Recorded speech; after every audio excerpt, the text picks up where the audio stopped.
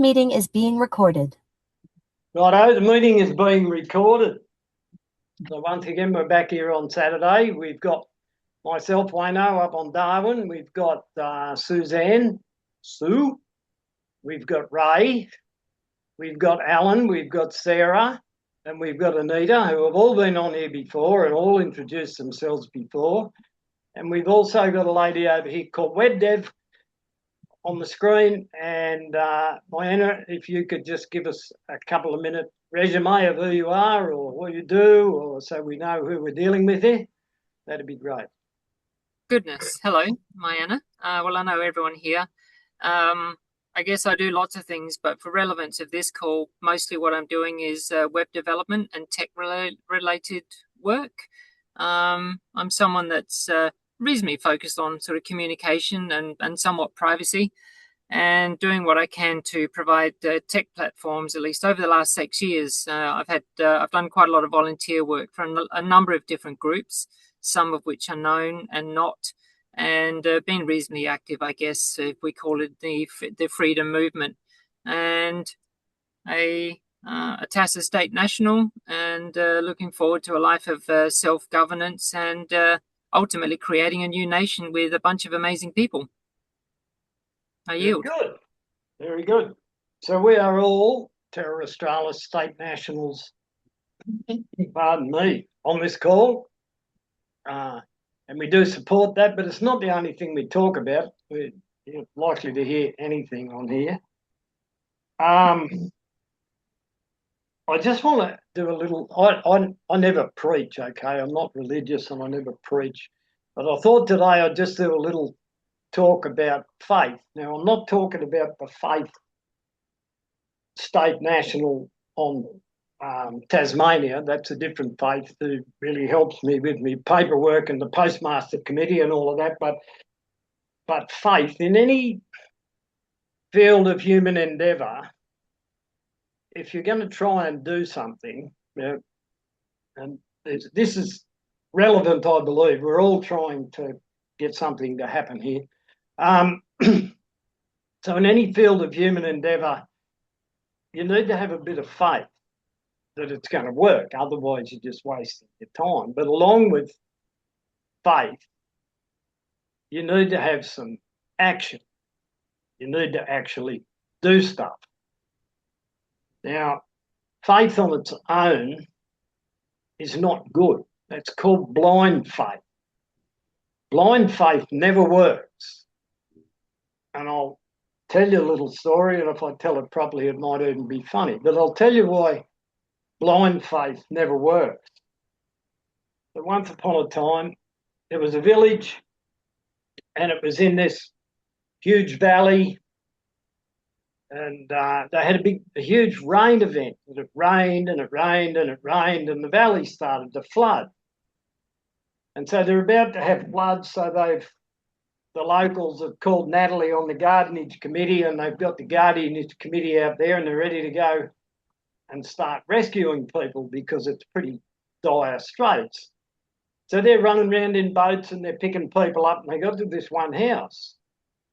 And there was a bloke there, he was standing, it's like he had a railing around his veranda, and he was standing on that railing and hanging onto the gutter, and his feet were getting wet, and they're saying, well, just get in the boat, mate, it's going to get way worse. And he said, no, I'm not getting in the boat. The Lord will save me. I have faith in the Lord, and the Lord will save me.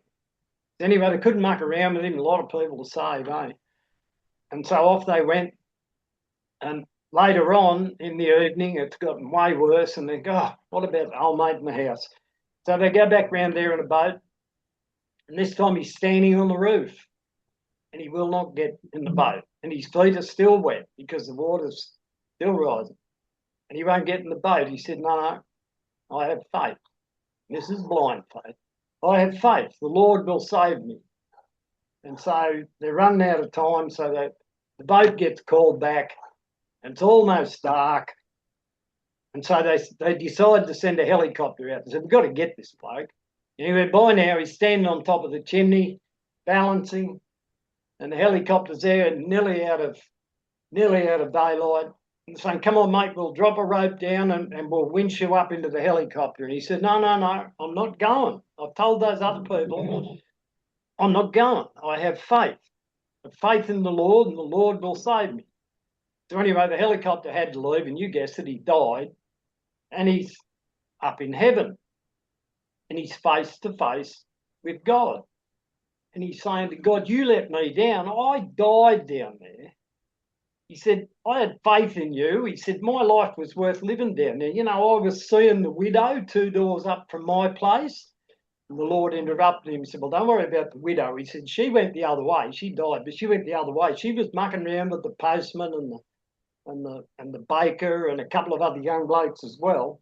But here you are, you're up here. He said, well, I shouldn't be here. I shouldn't be here.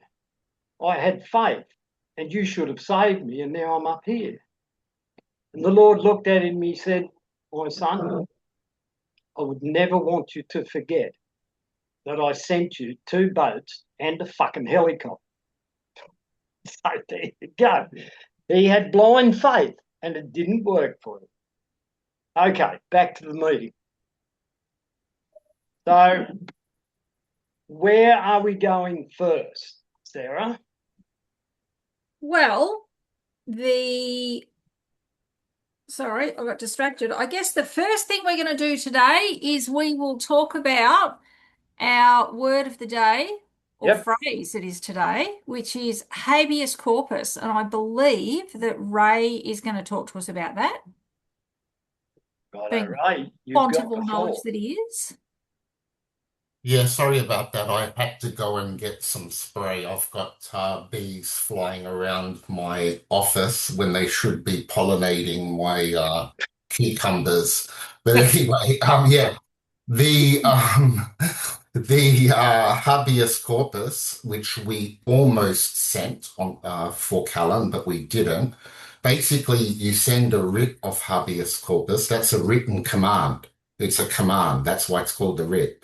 It's a written command to for someone that is under arrest with GovCo to be brought before a court or a judge in order to secure their release, because it's checking that did they follow a lawful process. I yield.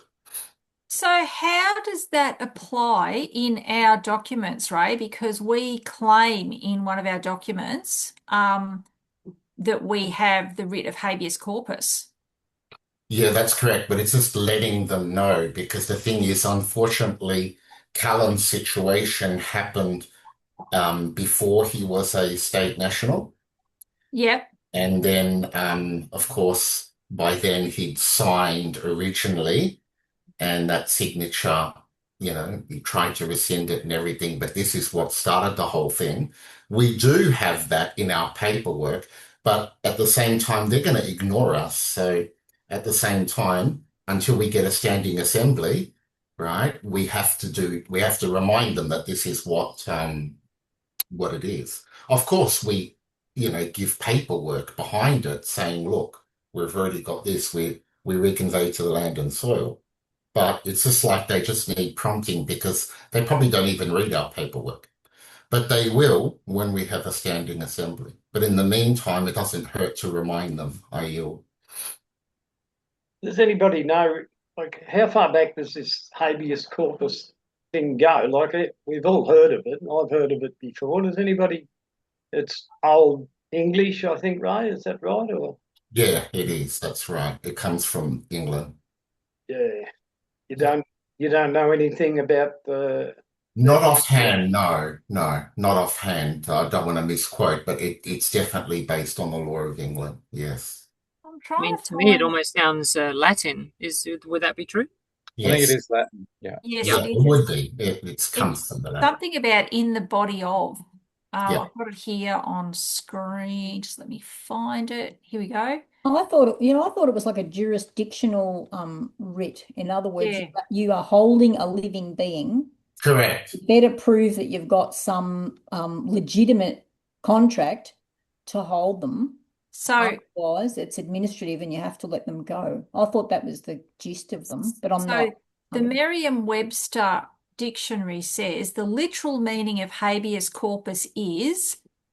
you should have the body. That is, the judge must have any person who is being detained brought into the courtroom so that the legality of that person's detention can be assessed. In United States law, habeas corpus ad subjudicendium, the full name of what habeas corpus typically refers to, is also called the Great Writ, and it is not about a person's guilt or innocence, but about whether custody of that person is lawful under US Constitution. Common grounds for relief under habeas corpus, relief in this case, being a release from custody, include a conviction based on illegally obtained evidence, a denial of effective assistance of counsel, or a conviction by a jury that was improperly selected and impanelled. In our case, as in a reconveyed state national, habeas corpus would be you don't have the body. They have a legal document, and we are saying that that legal document, the straw man, is not us. We are living men and women, and they do not have the writ of habeas corpus over us. That's my understanding of it. Because what the situation is that it's all about, are they following a lawful process? This is the thing. You're invoking something that doesn't get invoked often because we know the difference between legal and lawful. So while they're trying to pull the administrative swindle over us, we're saying, did you follow a lawful process? And if they can't establish that, they have to let the body go. I yield. And Anita, you've got something to add? Yep, I've just done a bit of research as well, like Sarah did, and it says here the habeas corpus is very old. Its roots go back over 800 years, but the idea itself is even older. Here is a clear way to understand its age. In 1215, it was formally recognized in the Magna Carta in England. This is the first major written acknowledgement that a person cannot be imprisoned without the lawful cause. 1600s, especially 1679, it was strengthened through the Habeas Corpus Act 1679, making it a powerful legal protection against unlawful detention. Earlier roots, the underlying idea that a ruler must justify detention, goes back to the ancient Roman law and even earlier customary practices. In simple terms, as a formal legal right, about 800 years old, and as a principle of justice, likely over 2,000 years old. It's still considered one of the most important protections in common law systems like Australia, the UK, and the US, and they have ignored us flat. So it appears in the Certificate of Assumed Name document, and it says that we have... I am claiming the writ of habeas corpus to institute and maintain actions of any kind in the courts of this state while maintaining true domicile on the land of Terra Australis, commonly known as Commonwealth of Australia, to take, hold and dispose of property, either real, intangible or personal, held in the name of the foreign grantor trust, doing business as whoever you are, together with all derivative names, styles, therefore, etc., etc. So it's basically saying you don't have the person, like you don't have who you think you have. So you're claiming that writ. But as Anita says, at this point in time, they're still pretending like they don't know what we're talking about. Yep, we did our first one as a habeas corpus for Callan, with everybody coming together like Darren, Fiona, Jane, and a few others, and Warren and people like that. And we put a letter together for Nathan as well as for Callan on that Sunday night. It was based on the habeas corpus, and we attached Callan's paperwork to it. They ignored it flat. We did. We drew their attention to it, didn't we, Anita? We drew their attention to the habeas corpus mention in the documents. You're right. Yeah. Yep. And we've so seen the whole... they just didn't acknowledge? Didn't acknowledge, heard nothing. And then as Callan wanted to say something that, you know, you haven't got the person, I am not the person, you know, I'm a living man, they would just mute him because he's in jail. So that all they have to do is press a button and mute him. And that was constant. He couldn't string 5 words together, never mind 2. That's really been a hard one, that one, though, because as you said, at the time, he hadn't completed his paperwork process. So would still have been operating as right. as a citizen, Yeah. and that's one of their citizens to administer. Mm. And also with what they pulled him in on, that would have been federal jurisdiction because he was on a railway line and he literally, I believe, was in possession of stuff that did not belong to him. So you're sort of dealing with something that had already occurred before the proper declaration of the living. Yeah. So there's a bit of muddy water there to go through, and to recognize that. And when if you are in possession of something that's not yours, they may well have said, even with habeas corpus, we have a legal and lawful reason to hold him because he has. They would call it stealing, but so there may have been a crime. In other words, someone has been harmed or their property has been taken. So they might have had that to fall back on themselves. They use the words injured the railways. Yep. So there you go. So they say that he's injured a person, which the railways would be another person. So again, that was a muddy one, that one. So it may not be that it doesn't work, but it may not have worked in that situation because of the timing. Yeah, I'm pretty sure it's been used semi-successfully in Darwin. I'm pretty sure Ben or Clinton have used it. Oh, I didn't know that. Well, Ray, what have you got to add? That's a good point because we did fear from the beginning that because there was unsettled business in the public before he went into the private, which is why I always say three things. One, tee up all your business in the public before you reconvey and go to the private. Number two, do not mix jurisdictions. Once you're in the private, don't keep using public, rules and regulations. Stay on the land and soil. You've left the sea. And number three, the way we will get them to listen, because of course they don't listen to anything we say and they don't respond to our paperwork. They run roughshod over us. They drag us into their courts. So number three, the way to get them to listen to us is to get an assembly standing, and then they'll be forced to listen to us. I yield. Yeah. I think the chief takeaway with all of that is, did someone just drop off? No. Is, as we say, don't reconvey without clean hands. Tidy the business up first. Get it all sorted, tidy it up. So anyway, that's what habeas corpus means. They have to have the body, and we are not, or our straw man is not the body. It's not the body. No. That's that. But they don't listen, eh? They don't want to know. Just a little aside from that about governments not wanting to know. I've seen a little bit of stuff come up on the Facebook page, but I watched a video last night. It's the YouTube channel is called Truth Behind Economics.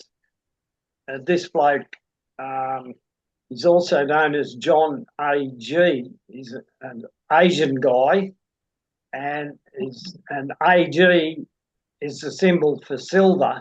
And when I first found this bloke, he was telling us all about silver. He's done 2 or 3 or 4 videos on the Australian government and the fuel situation. Mate, they should be screwed. They should be gone. Like for 14 years,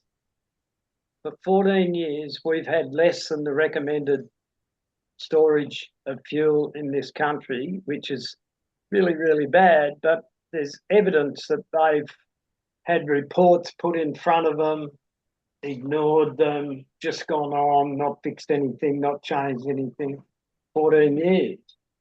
And now we have a fuel shortage, and all of a sudden all they can say is take the roof rack off your car or make sure your tyres are pumped up or whatever.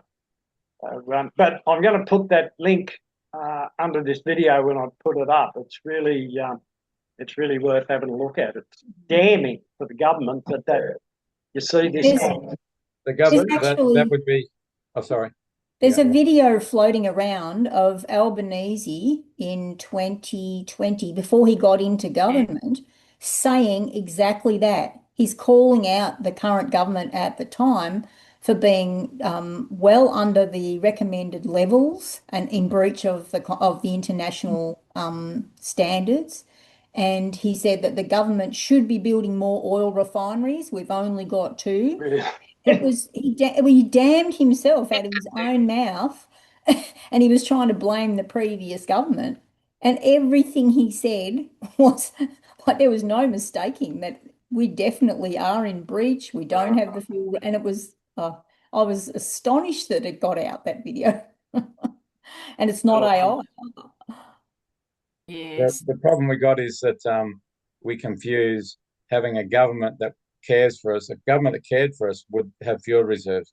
So, I mean, we shouldn't be thinking or worried about the fact that any of these things, because we don't have a government that cares for their people. So it's not surprising that they wouldn't be interested in having fuel reserves. I wouldn't have thought. I yield. Well, I claim we don't have a government at all. We have an administrative body, Yeah. but we just don't have a government, which is Well, hence the why we need the to people get that portray to care for their people, you know, those that put out the idea that they care for their people. If they did, they'd have lots of things that would show they care for their people. Yeah. And we see nothing. No. True. Ray, you've got your hand up again. Yeah, I was just going to say that they lie about everything. That's the whole thing. They lie about everything. Like a couple of weeks back, I went back over some notes I had from 2010, and then it was looking at the EMF levels that are accepted to be safe levels. And I looked at Norway and Finland and Australia and the United States and many others. The differences were not even close. The differences were dramatically different. So how can radiation be safe at this level? And then all of a sudden, others are saying, no, it can go up to, you notice I'm going past the camera, right? That's how much of a difference there was. So you can see it's all porkies, and the same with the fuel business. Yeah. I yield. You've got to wonder why nothing appears to happen. But Anita. Just quickly, in the medical field, they lower all this stuff. Like if your cholesterol was accepted a few years back at a certain level, they now lower it so that they can get more people on the medicines. Mm-hmm. So where Ray was saying it was first this much of EMF that it was safe, and now it's this much. When it comes to cholesterol, because we want to sell you more, we lower it so that we can get more people on it. So be aware of that one. I yield. Well, enough of talking about the problem. Let's have you under Mianne about what Mianne does. Communication primarily, Mianne. Computers, what to be wary of, maybe. Can I just say that I would also like Mianne just to talk about her general frustration with verbal communication that we have and miscommunication that happens as a result of, I mean, I had a conversation with Mianne 2 months ago and it made me laugh because she was so on point about her frustration with people who are trying to be nice and how that leads to confusion because people aren't direct and don't know the difference between being direct and being rude. So I thought it'd be interesting to get Mianne's take on that because she's hilarious.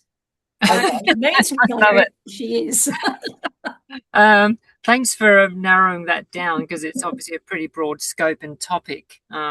They could go in many different directions. And yes, look, I've voiced this one to a lot of people, Sarah, and it's a frustration, as you know already, but everyone doesn't. So I'm born on Denmark, on the other side of the world.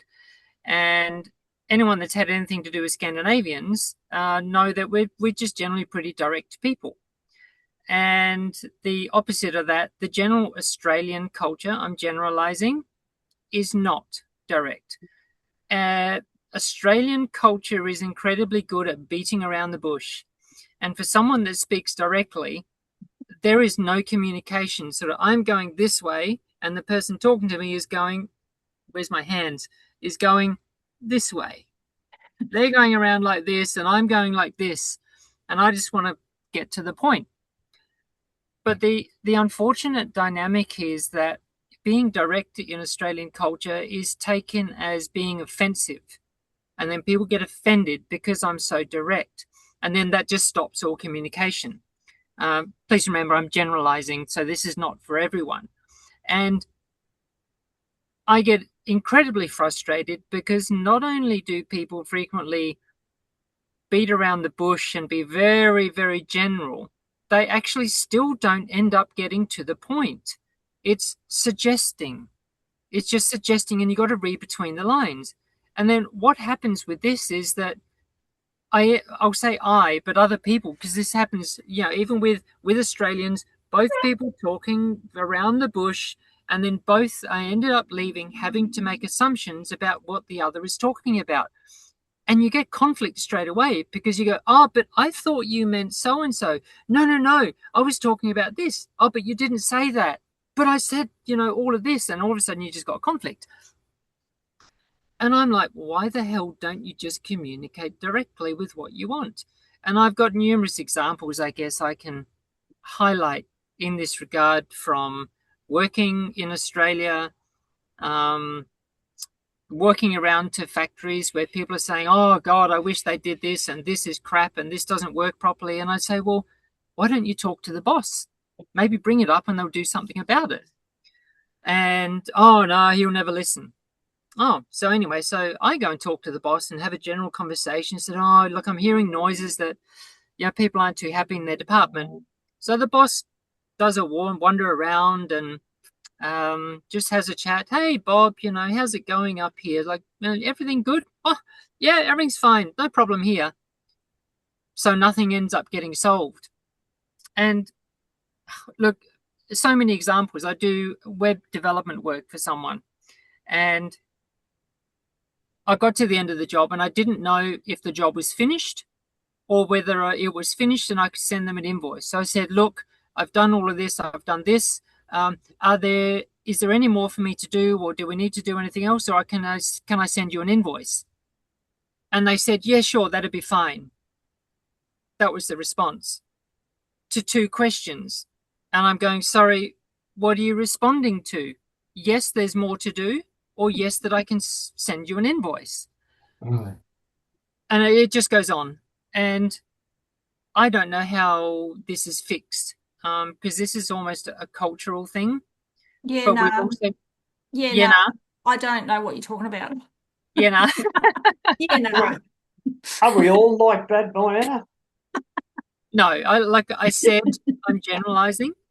No, not everybody's like it. But what's funny is that when I speak to other Europeans, they all say the same thing. They are so incredibly frustrated because what is it? People can't speak directly.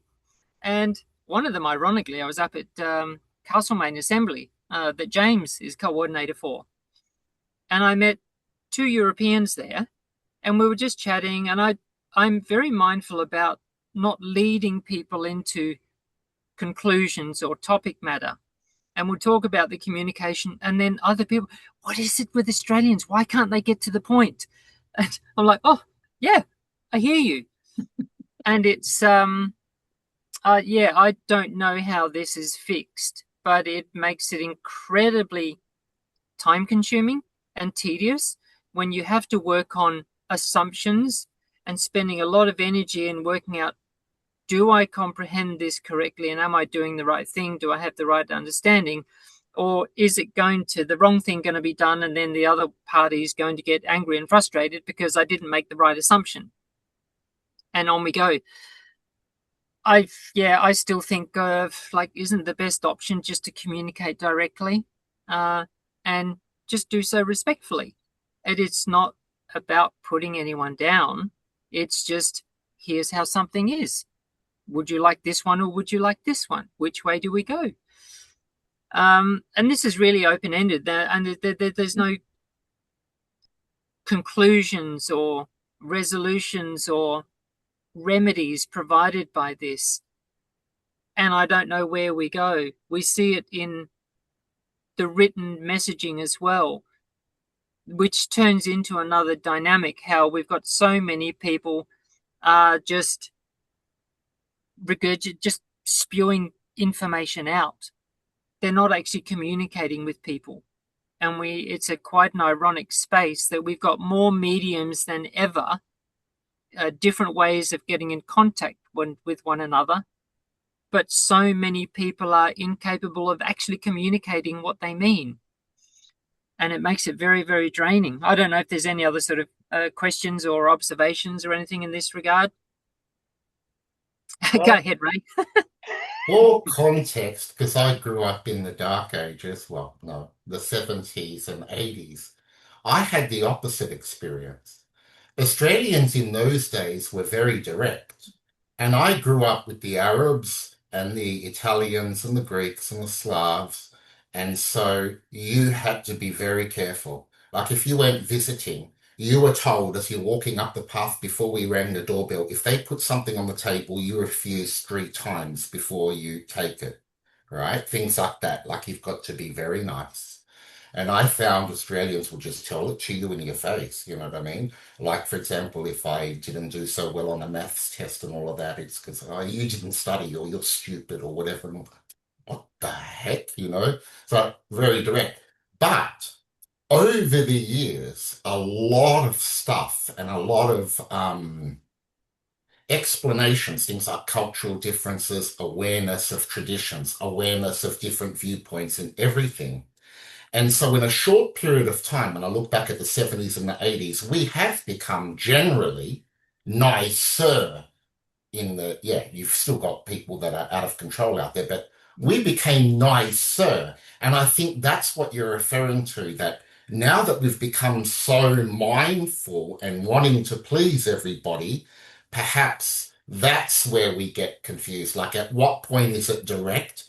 At what point is it rude? Because as living beings, we know ourselves best. Not everyone knows what makes us tick and our backgrounds and our experiences and everything. And so that could be a frustrating thing. But like I speak also for the United States of America, the United Kingdom and all of that. Compared to the 70s and 80s, a lot of ground has been, made up where we're now one of the nicer ones on the planet because of all of this stuff over the last 3 decades, this knowledge and awareness that we've taken on board. I yield. Is it knowledge and awareness, or is it that we've had political correctness rammed down our throats? It's both. And it's true. You're right. You're sort of frightened to say anything because you don't want to offend, and because the laws around causing offence that's a factor. are so You're right. draconian that you kind of just go, you know what, it's just easier not to say anything and just go around. And maybe that's part of the problem. That is true, yes. I agree. I almost find the niceness getting to the point of being really sickly. It's just, for God's sake, like, you don't have to be nice and polite and apologize at every single turn. I mean, you walk past someone here and you just might ever so slightly nudge them and it's, oh, sorry, oh, sorry. I was like, oh God, please just get on with it, kind of thing. Sorry, Maya, how long have you been in this country? Well, I've been here over 45 years. But I've also, when I was touring, so I was a touring pro golfer, I was playing European tour, and I would base myself in Copenhagen, and I did that for 11 years. So I'm sort of well back in the culture in Denmark and Europe extensively for a 12-year period. Is it what you speak about? Is it a problem you've picked up over the last 30 years, or do you think it's always been there because I understand what you're saying, and I think when I grew up, I don't think people waffled shit quite that much. I think we were, Yeah, I think for me, it's actually always been there. And yeah, there's just been an inability to communicate directly and politely, or respectfully, not politely, respectfully, and just to be direct with whatever's being said.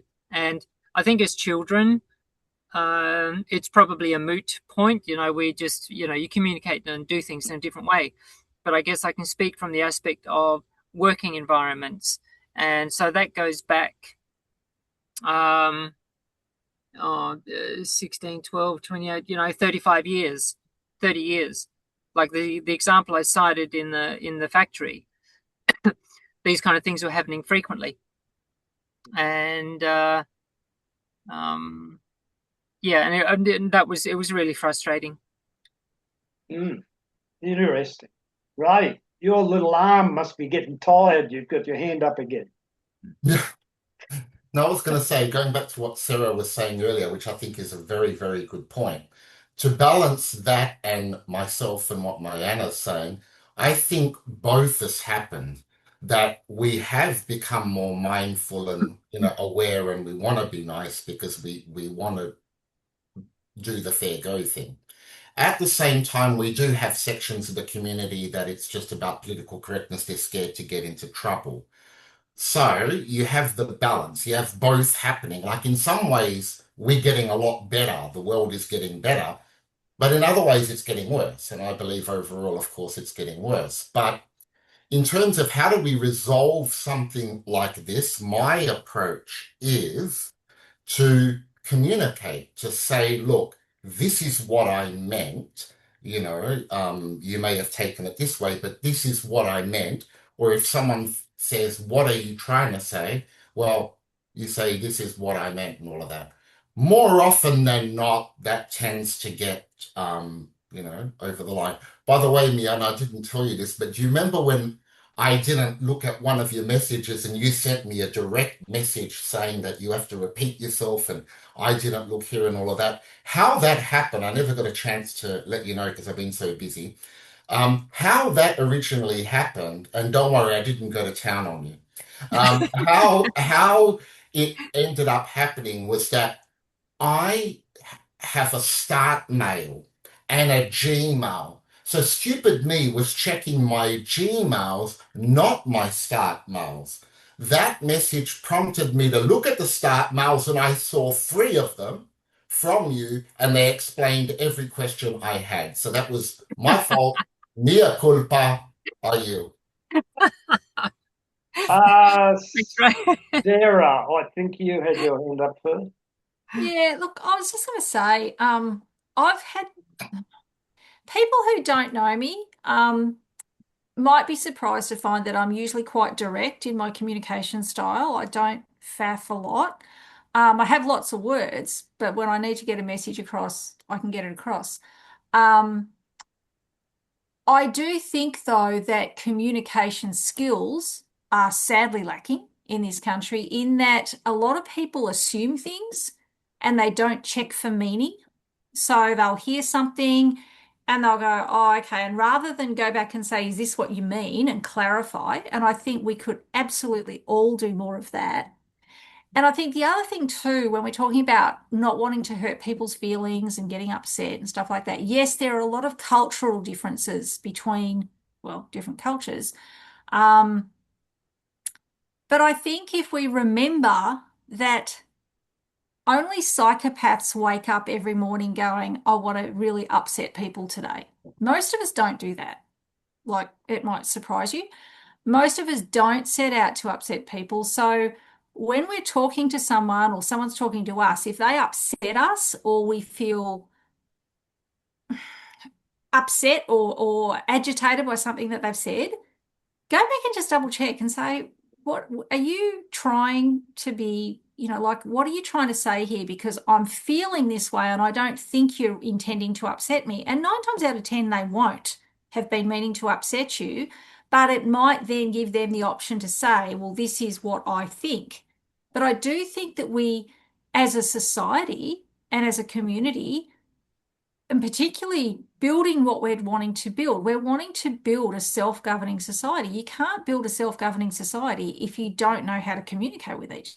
And I really think that what Mianne's got to say is it's quite valid, because I do think that there's a lot of meaning lost in this trying to be nice, trying to get along, to get along kind of, without actually saying what you mean. So I do think that people need to start practicing. Just start practicing asking for meaning, checking for meaning, and remembering that don't react, sit there, listen, and then respond. Okay. And to try and get an accurate read of what the person's trying to say. I yield. Very good. Alan, you've got something to add. Yeah, I just want to give an example, I suppose, of what we're talking about. Everyone here, we're all state nationals of CASA, which is a self-governing group, and supposedly no hierarchy. And yet you will often hear people say, "Oh, I'm going to say something, I might get into trouble here," or people hesitate to say things because the feel of getting into trouble, the perception, of getting into trouble. And yet, who are we going to get into trouble from?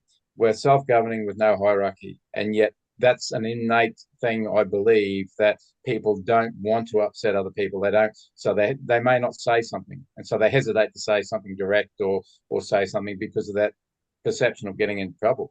And I get that if we're in the Girl Guides or something, but hey, we're in TASA, and it's self-governing. So let's get on with it, I reckon. And tell people what we think. I yield. Yeah. Mianne, you had something else to add? Yeah, it's a bit along the same lines of what Alan's saying. I think, I know I'm a very direct person, and I may challenge people sometimes, but I also go through the philosophy of life is do unto others as you would have others do unto you. I actually like being challenged. I want to be challenged. If I've got some stupid opinion or stupid thought about something, I would like people to point it out, going, hey, you ever considered this? Like, to make me reflect. And this is obviously the premise of debate. And this is one of the big issues that we've got in societies and communities, is this complete almost loss of debate and intelligent high-level conversation with differing opinions. And it's interesting. I mentioned this to another group call the other day. I've become friends with some of the production crew of a program, SBS Insight. And I was having lunch with them the other day and asked about any popular topics. And one of the more memorable, notable ones they did recently was exactly that, the loss of debate in society. And they had a panel. I'd actually like to go and watch it. But it is this awareness that we've lost this ability to debate and have difficult conversation with differing opinions. And this needs to be restored, particularly in what we're doing particularly with TASA and communities. We must be able to communicate, and we know that we're not all going to have the same opinion or the same thoughts on achieving something. But the only way we're going to effectively move forward is to have the conversations, the debate with differing opinions, but also have the personal fortitude to go, oh yeah, I see what you mean. I actually like your idea better, when someone is able to present it. And I think I've even heard this from might have been Sarah the other day I was speaking with, how she got a message from someone who then, oh, I actually heard you speak, and I thought you pointed out something that I'd never really considered before.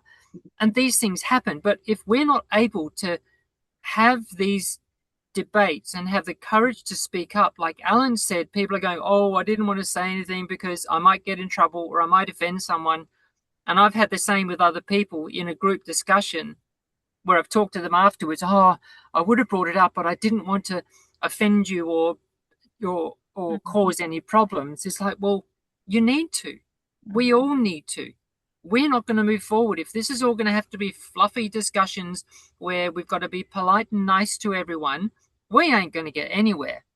And I was pointed out, I had this conversation the other day, and I said, look, if we don't take care of this, this is doomed for failure. And I was told, well, that's a pretty shitty attitude. It certainly isn't going to change with that attitude. But the problem is it's not an attitude, it's an observation.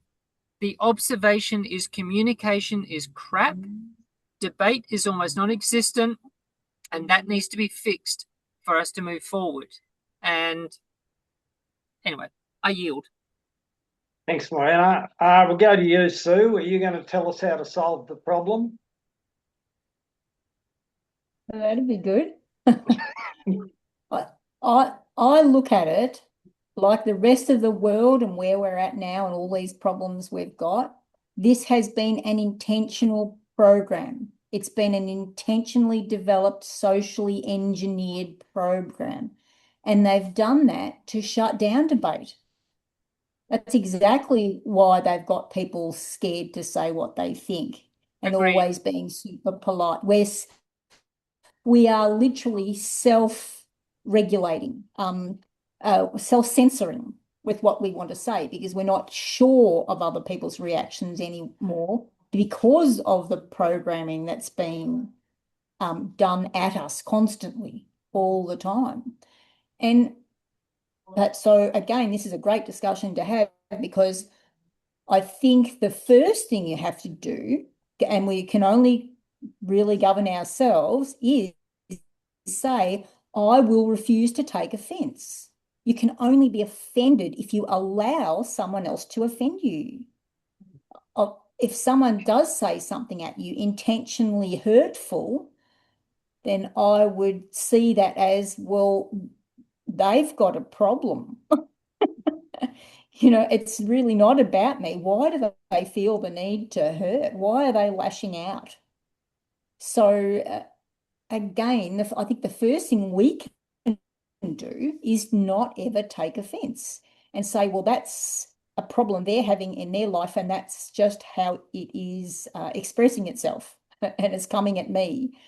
So I think that's probably the first thing we need to do, refuse to take offense. And I try to teach my family that all the time. If you're being offended by someone, just say, is there anything I can do to help that? Like, why do you have that opinion? What's going on? And like I say, open communication, no need to react. Like, don't get offended and then immediately react. Count to 3, think about it carefully. Or if it's really bad, I wait for 3 days and I see what's happening then. Because often within 3 days, things have sorted themselves out. I yield. Wise words, Sue. They are wise words. Anna did a thing not that long back, and I picked up on it, that along the lines of what you've spoken about, our whole life, we've been taught to fear authority. First of all, it was mum and dad. They knew no better and they yell at you. Then you go to school and the teacher's authority. Then you get a little bit past school and maybe you've gone to church and the church is viewed as authority. And I think I've spoken about this on this call before. Then you're in your teenage years and you're meeting the police, the local police and the local judge. It's all about authority.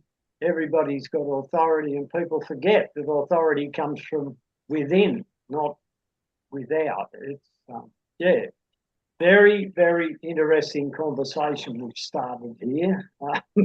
Ray, go again. Yeah, I was just going to say that it's definitely true. It's being engineered this way. It's social engineering. I'll just give a quick example. Mianne mentioned Insight program. I used to watch SBS and the ABC and those kinds of shows back in the 90s. Not now because of what I know.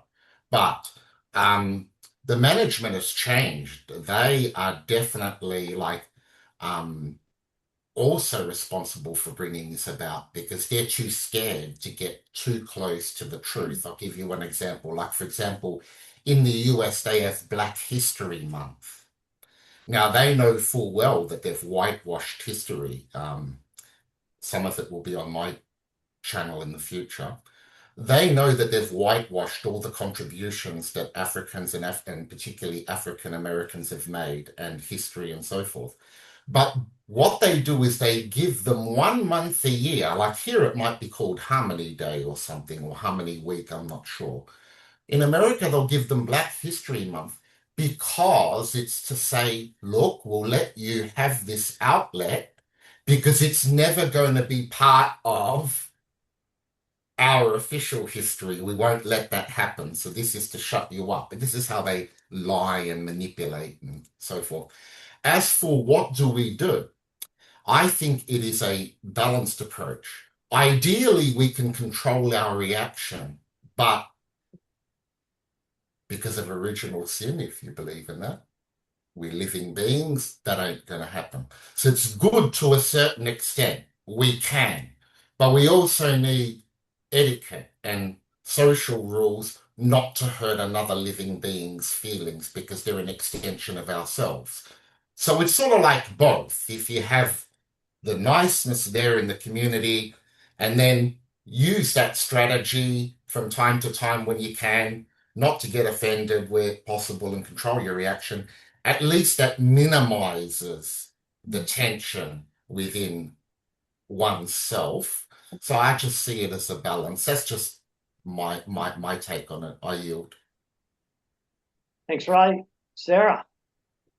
Yeah, I'm just sort of reiterating, I guess, what Sue and Ray have both sort of alluded to is be slow to take offense. And remember, if you're going to point out something that you disagree with, someone's presented an idea and you disagree with part of the idea or all of the idea, whatever, try and remember, play the ball, not the man. Okay? Don't say, I don't like your idea. Say things like, I'm just wondering, with that part of the proposal, how would that work? Because if you put space between you and that and them, it's much harder then for people to take offense. So that's the other thing here too. I would probably try and encourage is we need to, but I do agree, we need to be more direct. I see so many things being faffed around and kicked about, and people coming to me saying, oh, look, I'm not happy with this, I'm not happy with that. And I'm like, well, speak up. And they're like, oh, people will think bad things about me. Well, no, people will just think, you have an opinion. You're allowed to have an opinion. In fact, you're encouraged to have an opinion. Just think about how you're going to say it. Okay? Just think about how you're going to say it. And I don't think it's a bad idea for people to present ideas and then for people to think about it for a week and then come back the week later and say, this is what we think. We need ideas to process. We need time to process. So that's just my 2 cents worth. I yield. Thanks, Sarah. Mianne? Yeah, agree that it's a deliberate manipulation of people for sure, but particularly online. And I voiced this, I came to this realization a week ago, and Ray just mentioned the word etiquette. And so I come from the world of golf, and anyone that might be a golfer is familiar. There is this thing of golf etiquette, a certain way that you behave on a golf course, things you do and don't do, which is just out of politeness and respect for your playing partners. And this is just learned throughout it. And it's always taught. There used to be this, I think, in society. And we all know, for example, going to a dinner party, there's 2 topics that are off topic or that are out of bounds, which is you don't discuss religion and politics when you're in polite company at dinner. And that's just something you get taught. But there is none of this in the online world. We have all these messaging and chat platforms, and there is absolutely no etiquette, no protocol, nothing. It's like a free-for-all. And I think this is one of the biggest issues with the online world and online messaging, that such a thing doesn't exist. And for me as a tech person, we see people now with AI, they'll have a chat, or we'll be having a call or something, and then someone will go off to AI to search a particular topic, and they'll come back to the chat and they'll post the full output from AI. We know what the structure looks like. For me, this feels like someone just came and regurgitated on me. They just spew up and bleh. It's just so rude and disrespectful, with complete disregard for a flow of communication.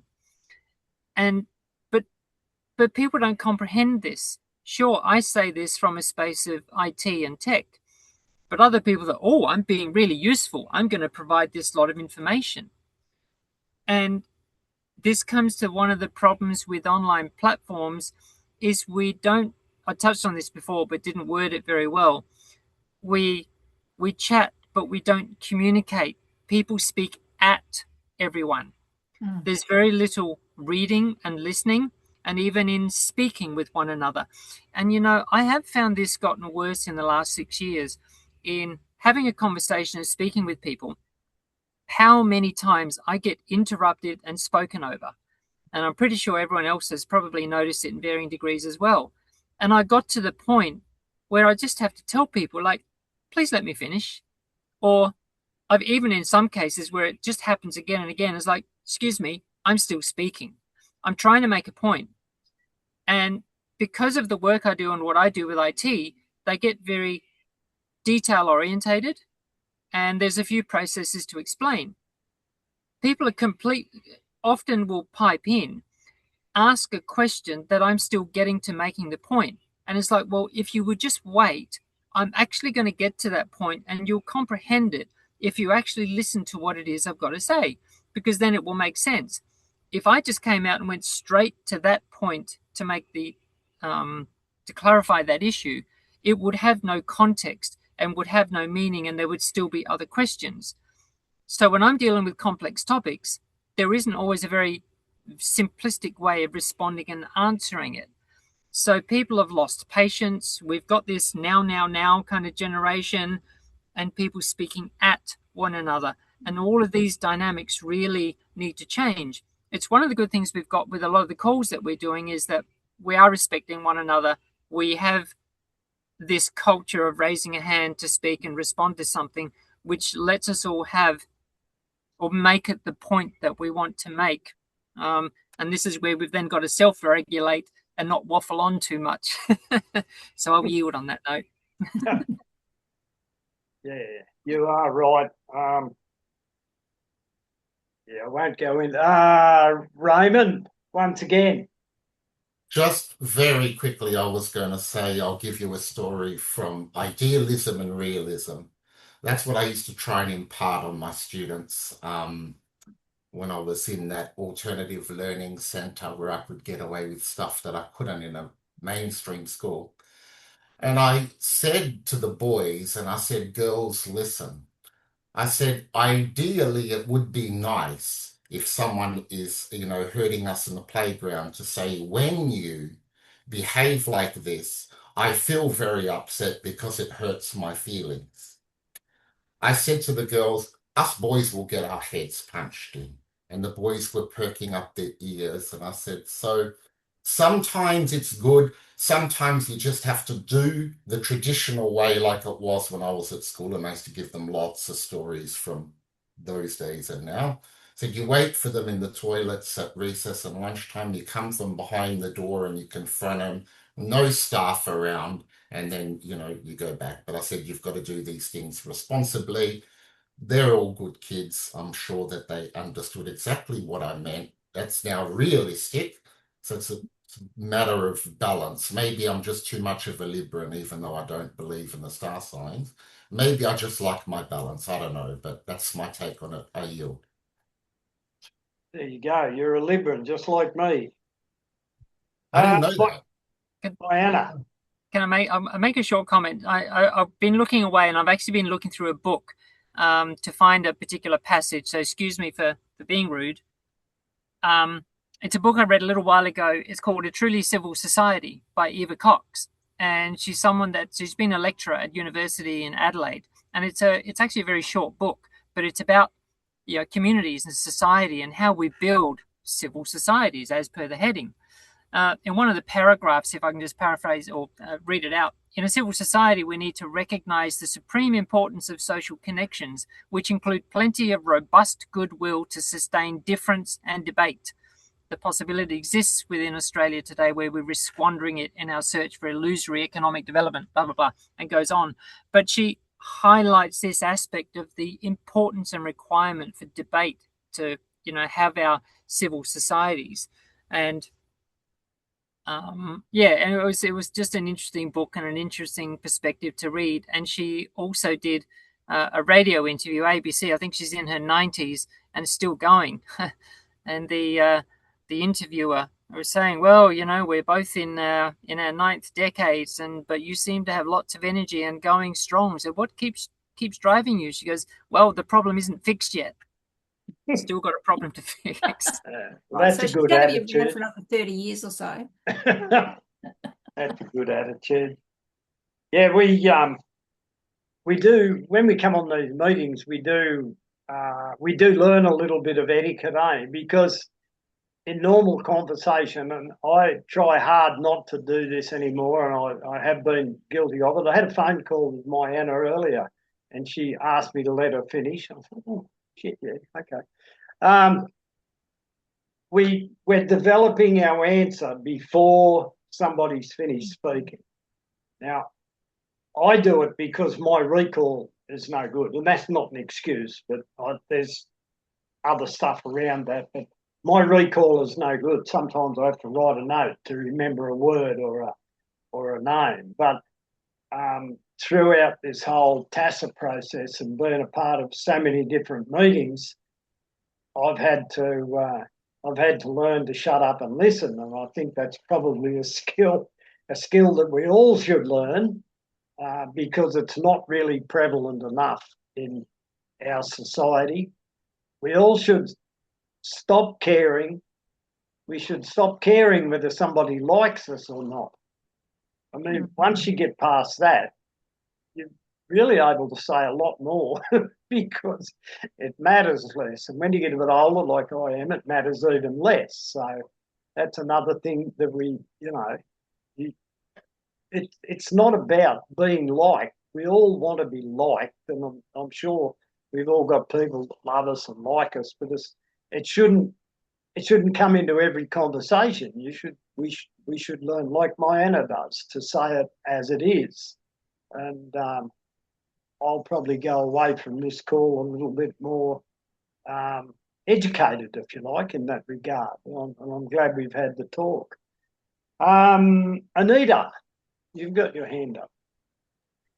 I just wanted to ask, Wayne, could you read your notes when you had to shut up and just make the notes? Because the other day it happened to me and I couldn't read my own notes. I had to go back and ask, what was it? Yeah, I know. That happens to me too. And you go, because you can't read your own writing. I try and type them out. But yeah. I wrote crap. I have a recall problem. I don't talk about it too much, but if I was telling you a story and say I was somewhere in New South Wales, it's not dementia or anything like that. I'm going to tell you about this town I just went through. I can see the town. I know the name of that street probably. I know what bank's on that corner. I know which way's east, which way's west. I can't recall the name of the town. If you put a map in front of me, I'd put my finger straight on it. And it's just a little problem that I deal with daily, and it frustrates the shit out of me. But anyway, if you ever hear me waffling on, which is pretty often probably, but yes, Sarah? I'm just going to say that that's one of the ascension symptoms, is not remembering things, like random things, forgetting words, forgetting names. That is one of the ascension symptoms that they talk about. So you never know, it might go away pretty soon. I've been ascending for 12 years. Okay. Come and get me. Thanks, Sarah. Anita. Well, I have a problem in remembering people's names because I work with dogs all day. So I will see the dog and I'm going, it looks like my groom. And I will know the dog's name, but lo and behold, I don't know the mom's name. It just doesn't come because I'm talking to the dog 20 times during the grooming. I can't remember the mom's name. It's really, really bad. Anyway, I just thought I'll put it out there. It happens. No, I can believe that. So there you go. Well, what an interesting conversation that turned out to be. Is it over? Where do we go from here? I think so. We probably just need to sum it up by saying, everyone in TASA and anyone that's listening to this probably just wants to build a better life for all of us. So we're starting from the same ground zero, and we just need to remember to be kind. Remember to be kind. Don't don't make assumptions. And we've pointed it out, listening is just as much an important part of the communication loop as speaking. Yeah, you've got to be kind and direct. Okay. Well, I mean, I think respectful is probably a more appropriate word. Be the kind, it's nice, a little bit fluffy. Yeah, respect. We've got difficult conversations to have, and some people too easily would take it as being not kind, but be respectful, make a point, and be open to maybe being offended, as is often pointed out. Offence is taken, not given, and for people to be less precious. I don't know how we find solutions to improving communication, to getting people to accept direct communication and debate and engage in it. We can just try different methods, asking people not to make assumptions. If people don't comprehend something, ask up, what did you mean by that? Can you clarify this point? I don't quite comprehend. Get people asking questions and set the stage in the beginning, like we said at the beginning of the call, to accept, do not be offended, but to ask for clarification and create this atmosphere of discussion and comprehension, and above all, listening, like we talked about, rather than, just stopping to talk, waiting for the opportunity to just talk again, but actually listening to what's being said by people and taking it on board and responding. But even reading things properly. So many times, we've all got this aspect of information overload to take on board as well. There are so many variables and dynamics. I don't think there's a simple solution. I yield. Yeah, you're right. There is no simple solution, but it's about self-governance, isn't it? Like if you come to understand something through a conversation like this, then it's up to you whether you implement it in your life or not. But you don't want to be the one that goes away from an important conversation or important meeting thinking to yourself, oh, I should have said this, or I should have said that, or I should have asked that question. We need to be brave enough to speak up, I think. Sarah May.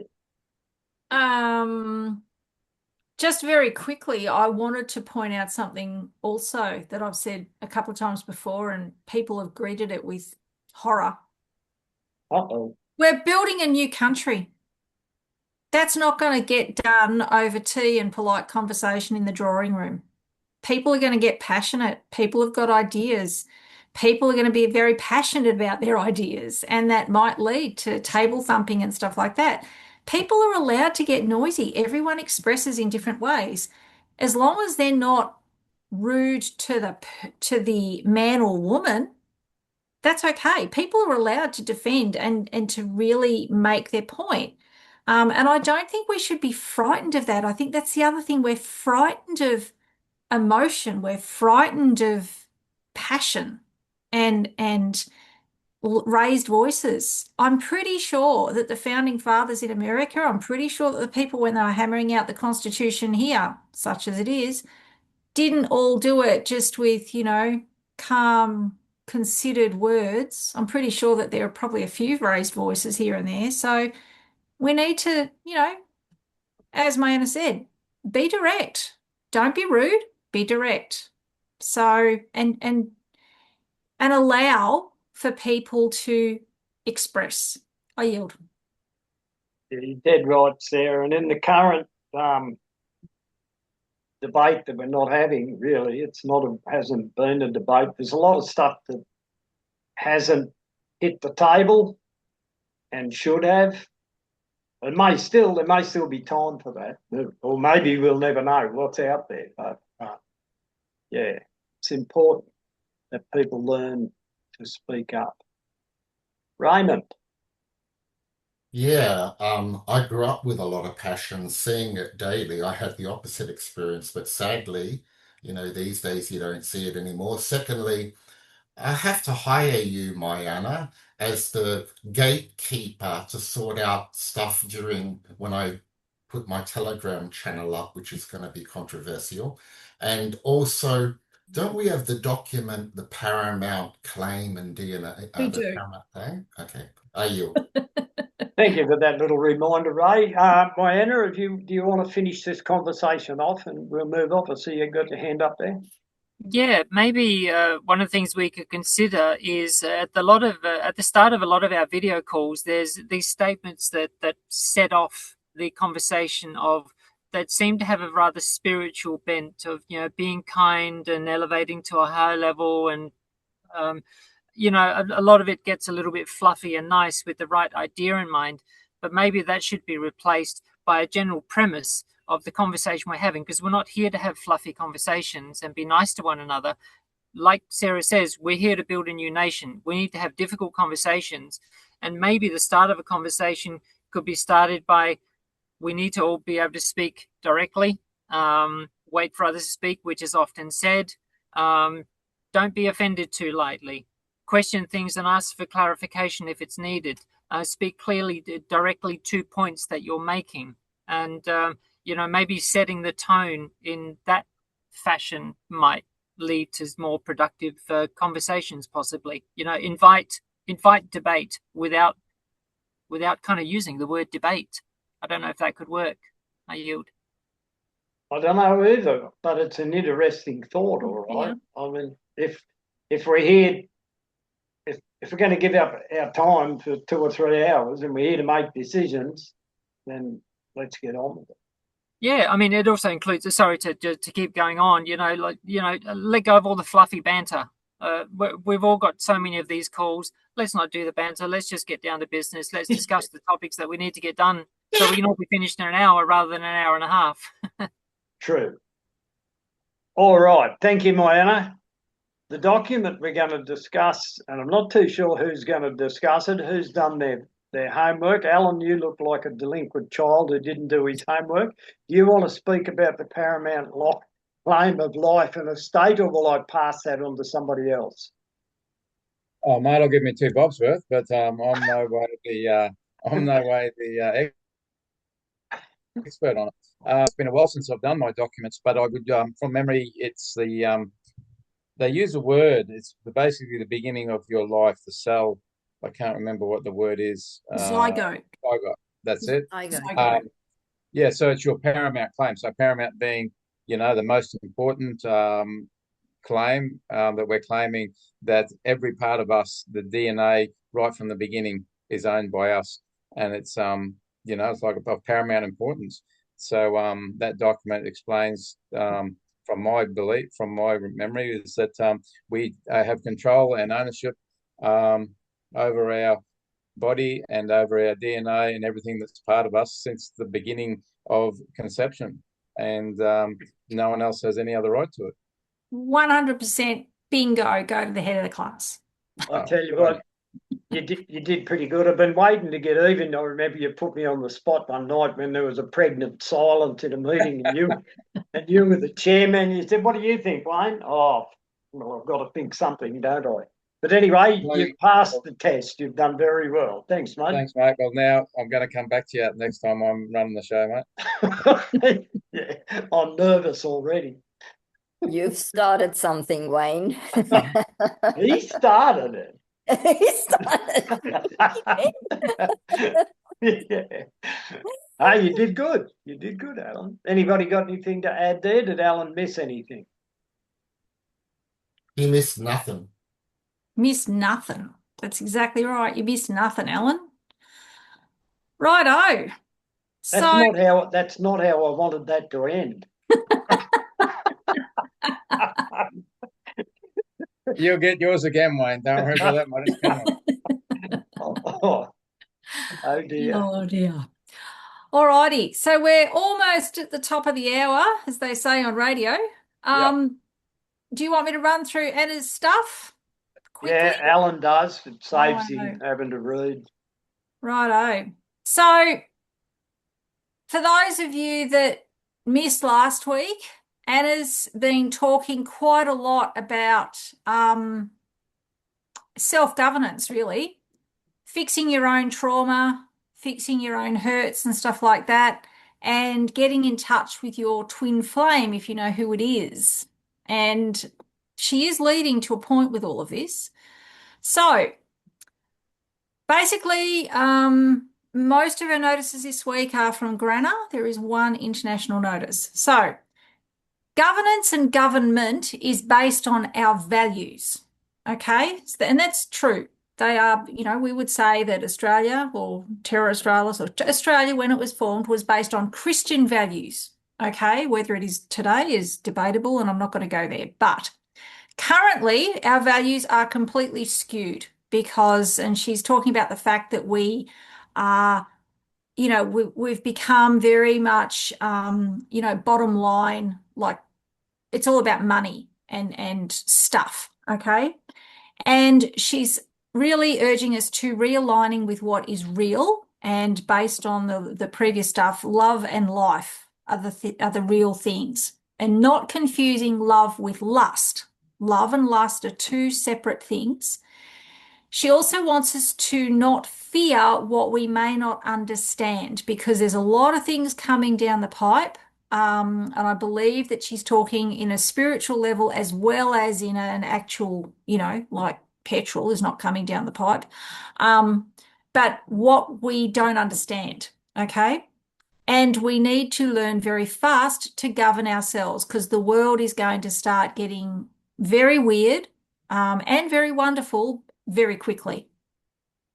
Next one, she's talking about twin flames. Now, for those of you that don't know, twin flames, the theory, just to explain it, is that we were part of a divine masculine feminine combination when we decided to come to this planet, and when we come to the planet we break up, and there is a masculine and a feminine expression of that same soul being, if you like.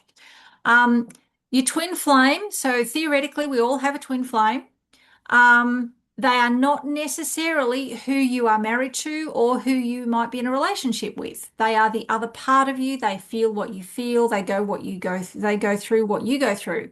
To love them is to love yourself and vice versa. If you find your twin, you'll find the energies to be truly amazing, and you need to allow them to flow through the two of you and into the earth, because that's why 2026, and it's not just Anna saying this, this is being said by a few different voices. 2026 is a twin flame year. It is the year where we are going to start running and finding twin flames.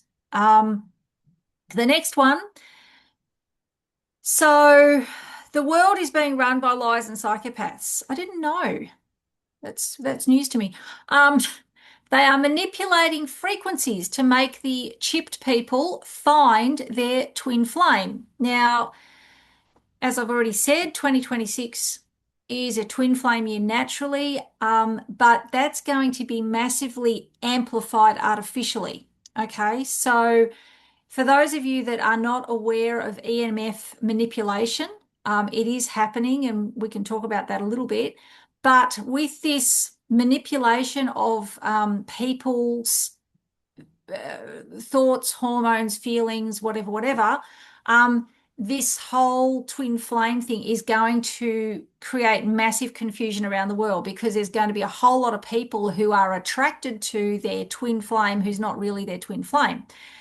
And when people who are wounded, traumatized, abused, who haven't had the capacity to process their wounds and traumas and stuff, and then they find themselves falling in lust with this person who's not their partner and who's not their religion and who is not suitable in so many ways, that is going to really, really cause further confusion, hurt, etc., etc., etc. There's going to be a lot of religions will be undermined by the manipulation of energy, and lots of ethical boundaries of individuals. So I would really advise you to go back in and read this one. It's the third last one that she's done. to go in and understand what's being done to the world en masse, so that you can prepare and protect yourselves. Okay. The next one she puts out is an international notice, and basically she's saying that the following things: Russian technology has been captured and weaponized. Basic individuated consciousness has been breached. Telepathic communication has been achieved. Operation Cherubium Horizon initiated in 2001, and then Project Venus Rising is slated for 2026. That's the twin flame thing. Goal number 1 is collapse of all organized religions. And goal number 2 is voluntary eugenics. This is all these people saying, I don't want to bring children into the world right now. This is all planned, and the international notice is strongly objecting and saying that you, GovCo, have no authorization to do any of this. And then the last one was a note, and she wants to make it very clear that the love of her life was Jim. Even though Anna did actually meet her twin flame, she remained faithful and true to Jim her whole life. She is now the love of her own life. Also, they've pulled the patents on all of those previously mentioned items that I mentioned, and they have also rescinded or pulled the media gag order that was established in 1917 regarding those projects. So this has been planned for a long time. Now, when it comes to things like EMF frequencies and manipulating people's thoughts and emotions, anyone here remember Rwanda? You know, you had those 2 tribal groups, and one seemingly overnight just went insane and massacred the other one, and it was horrific. It was horrific. Are you referring to the kiddies whose arms were cut off, limbs were cut off? It was just awful. And when you talk to the people, and I can't remember the name of the 2, but when you talk to the members of the tribe that did the killing 6 months later, and you said, what happened? Why did you do it? They had no recollection of why they'd done it. They were saying, we don't know. We have no idea. And they were in such shame. And that is going to carry through that group of people now for 9 generations. You get stuck with that kind of crap. The other thing about manipulation of minds and frequencies and stuff, they've actually got technology in Antarctica, and I think I've spoken about it before, but you can find a dude who was, I think he's a Marine, and he speaks about it at one of the UFO sort of alien tech conferences. And he said that Coca-Cola is actually trying to negotiate rights to this machine based in Antarctica that's voice to skull tech. Now, I don't know if anyone else out there, but we had a few people in Bairnsdale who all kind of got this message. We were all unjabbed, and we all got this message on the same day that we should probably just go into the chemist the next day and just get the injection. It'll all be okay. Now, if we hadn't known the tenor of our thoughts and what our thoughts actually were, we might have just done that.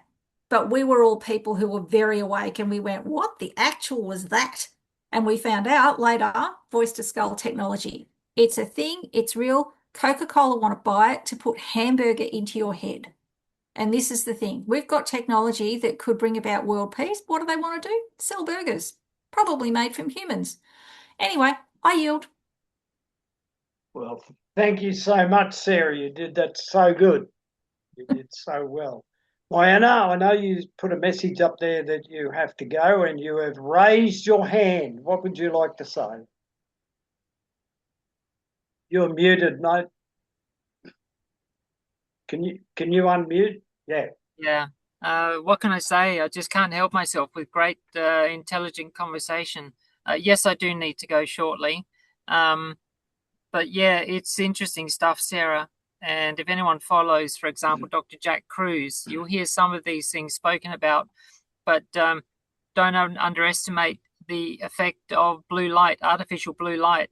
They know that they can manipulate minds with blue light, and all our screens were deliberately made with blue light. They didn't have to be. They could have been made with a red light, but they're made with blue. And they know that minds can be manipulated by it. It screws up our circadian rhythms, production of melatonin and melanin in the body. So many impacts. take it on board, folks. Really think about how much time you spend in front of blue light, and if it's at night, and even lighting as well. It's all around us. Have a think about it. I yield, and I'll head off in a few minutes. Thanks, guys. Thanks for coming on, Mianne. It's been a really good chat. Yeah, thank you, Mianne. Yeah, thanks so much, everyone. Yep, it has been very worthwhile, I believe. Now we'll just sit here and look at each other for a minute while we work anyone out. want to ask anything just about Anna's stuff? Because she is starting to get more personal. She's moving away from the international notices and she's getting... She's put a bit of stuff out today, I think, which I haven't had a chance to take in or flick through it, but I had to go to work, unfortunately. Yeah, there's a change in tone for sure. Yeah, very much. She's really wanting people to... It's coming right back to the living man and woman, and just being very, very, very aware of yourself and self-governance and looking after yourself. So, is that where the war is taking us? Maybe that's why she's highlighting that stuff. Maybe that's where we're headed from here on in. I don't know. Well, it's always been a war for people's minds and hearts. Yeah. And the thing is, you got to think, they have spent billions and billions and billions of dollars, they being whoever, pick whichever enemy you like, but they have spent a bucket load of money, time, research, everything, trying to figure out how to keep living men and women suppressed. So what are we capable of? Why are they so frightened of us? And I think we need to remember what they're frightened of is in here. And we really need to start to tap into that ourselves. Yeah. We're way more powerful than we know. Absolutely. That's what they fear. That's the conclusion I've drawn from all my reading and listening and everything else. I think we're way more powerful than what we know. And they fear us waking up. Well, keep waking up, everyone. We're doing a good job. They're on the ropes. Well, apparently they are. Apparently they are. Sorry, Anita, go on. No, I was just wondering, maybe our next conversation should be on focusing on where we are so powerful, how we are powerful. We might have to talk about aliens and UFOs. I think Wayne's forbidden me from doing that. Oh no, I think Ray would be right into it. Oh, outnumbered. No, I think I'll save that for the locked Telegram channel about what I said on the That's all right. We'll get Fred on. Fred knows. So when's that going to happen so I can, be prepared? Gear up for it. Well, I think we've got, I have asked Judgy if she will come on to the chat sometime in the next couple of weeks and talk about food, forest and cooking and just tell us a little bit about Judgy, because Judgy's a really interesting person. She's a lot of fun.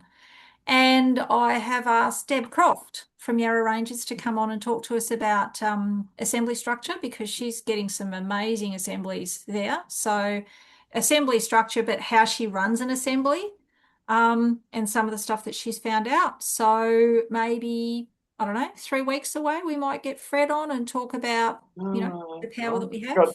I've got 3 weeks to prepare. I'll be doing breathing exercises and everything for the next 3 weeks. No, I'm fine with it. I'm fine. All I will say to Wayne and Sarah is consider when you do the UFO extra stuff, whatever, are they extraterrestrial beings or are they extra dimensional beings? ? I yield. Probably I should write that down. I'll ask Fred, he'll know. Or are they maritime? If anyone's been to the latest what do they call themselves? I've lost my train of thought. The two that speak about normally the old buildings and the mud flood. what's it called? Tartaria. Tartaria. Tartaria. Their latest I went to their latest one, and it's all about the sea and UFOs coming from underwater, not from above. Yeah. Yeah. We Well, haven't. the Earth might just be so big, so much bigger than we think, outside the wall, that there might be just whole other civilizations outside that. We're just not allowed out. Exactly. We haven't talked about inner Earth either. And what's down still... under Pine Gap. That could be like a 4-hour bloody talk, Wayne. Bring on that one. That would be interesting. You have no Bring it fucking on. idea how excited I am, Sarah. I can tell. 4 hours. I'm sure he can sit through it easy. Look, honestly, I am fine with that. I believe, and there's stuff I've seen that can't be explained. And actually, I live in Palmerston, and apparently there was weird lights in the sky around Palmerston only 3 or 4 nights ago. Yep. I fucking missed it. Because your eyes were shut. Well, that's what happens when I go to bed. I shut my eyes and I go to sleep. And now I've missed it all. But yeah, I actually do think it's stuff that has to be talked about. I think if you were an individual who knew nothing and then was subjected to some of this stuff, you would probably switch off. You would probably think, "Oh my God, what are these people on?" But it's definitely becoming more and more accepted. There's still I'm pretty open to all that stuff, but I still hear stuff that shocks me even occasionally. Yeah, if you go and have coffee with Sarah and Fred, anything can happen.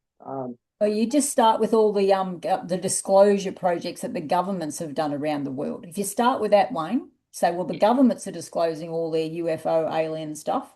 Yeah, you can set the tone with that. we could too. They Sue. sell alien tape at the post office. Now, come on. They didn't even try to think up a name for that one. They just went, "Oh, it's just alien tape." Tell you what, it's good stuff.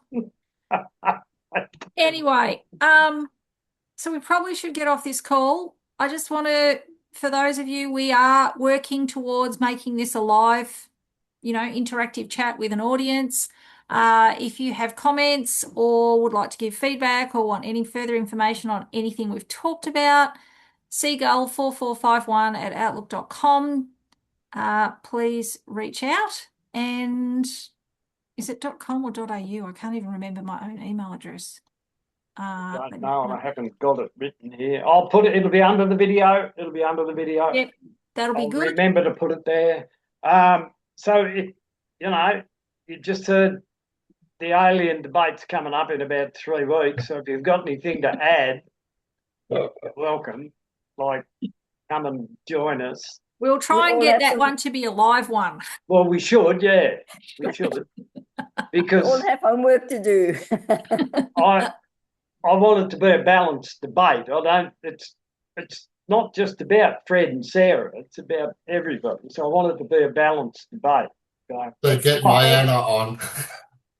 Fred, Sarah, and the government. That sounds balanced. Yeah, unbalanced. Yeah. All right, so a bit of fun coming up. That's good. So we better wind this up so it doesn't turn out too long. I thank you all for coming on. I thank you for your time and your energy once again and your input, even though I had to force Alan to participate in the meeting. Mate, you know what I was doing a lot of the meeting? Listening. Oh. That's what Mianne said we had to do. He was taking the notes. Hopefully he can read his own notes and not like me. Yeah. Don't scribble when you're doing notes scribble. Because it doesn't help when you're about to talk back and you can't read your own writing. And just also, Wayne, Monday night, mate, you're welcome on to the coordinators chat. I'll have a couple of questions for you ready to go. So see you there. I'll have to have a look at my diary, mate, but I think I'm busy that night. All right. Thanks all. I'm going to hit the stop record button. Here we go. Thanks everyone.